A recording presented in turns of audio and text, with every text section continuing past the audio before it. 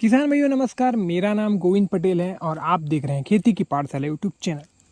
आपने जो है यूरिया का प्रयोग तो आपकी फसल में क्या होगा किसी भी माध्यम से, तो आज की वीडियो में हम लोग वही को जानने वाले हैं कि जो हमारे फसल में जो यूरिया हम लोग डालते हैं वो किस तरीके से जो है पौधे पे काम करता है और किस किस माध्यम से जो है हमारे फसल में यूरिया या फिर नाइट्रोजन जो है हमारी फसल को मिलता है। सबसे पहले हम लोग बात करते हैं नाइट्रोजन के कुछ स्रोत के बारे में। देखिए, हमारे फसल को जो है नाइट्रोजन मिलता है बिजली जब कड़कती है या फिर बारिश होते हैं उसके माध्यम से। दूसरे नंबर पे फसल अवशेष या फिर जो पौधे के अवशेष रहते हैं उसके माध्यम से।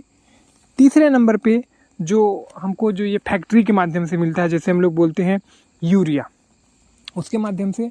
और जो चौथा होता है कुछ ऐसे बैक्टीरिया या फिर फंगस हमारे जो है मतलब वातावरण में मौजूद हैं जो नाइट्रोजन को खींच के पौधे को उपलब्ध कराते हैं।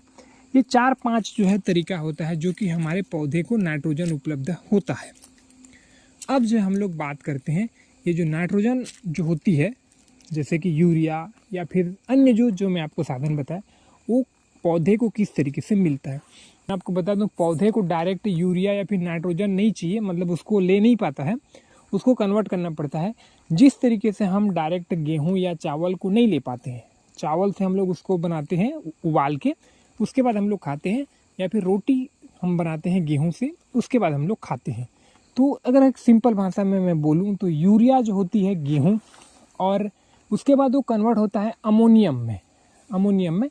तो आप ये समझ सकते हैं गेहूं के बाद हम उसका जो है आटा बना लिए और उसके बाद अमोनियम से वो कन्वर्ट होता है वातावरण से क्रिया करके कुछ बैक्टीरिया के माध्यम से वो जो है कन्वर्ट होके नाइट्रेट में, और उसी को हम लोग बोल सकते हैं आटा के बाद जो रोटी बन के तैयार होती है वो हमारे खाने के लिए जो है रेडी रहता है। उसी तरीके से नाइट्रेट जो है पौधे के लिए रेडी रहता है और ये कन्वर्ट होता है और पौधे को मिलता है। अब जो है यहाँ पे हमारा मेन सवाल आता है कि जो यूरिया होती है उसको हम लोग सूखे खेत में दें या फिर पानी में दें, पानी देने के पहले दें, पानी देने के बाद दें। इस तरीके से बहुत सारा जो है हमारे मन में सवाल आता है।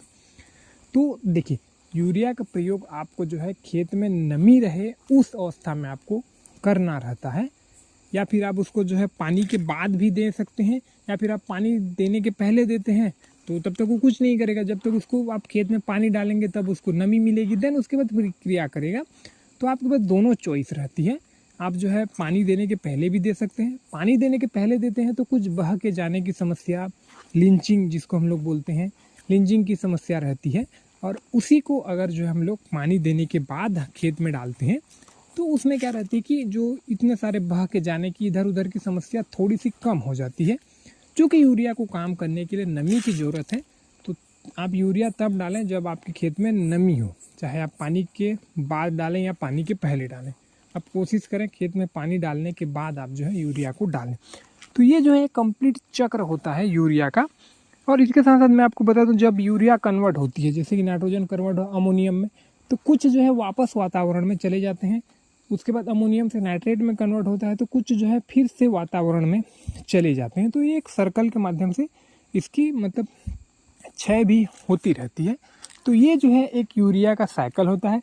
साथ ही साथ यूरिया कब देना है आप समझ गए होंगे। इसके बाद भी आपके मन में कुछ सवाल है तो नीचे में कमेंट जरूर करिएगा। वीडियो को आपने देखा इसके लिए आपका बहुत बहुत धन्यवाद। अन्य किसानों के साथ शेयर जरूर करें।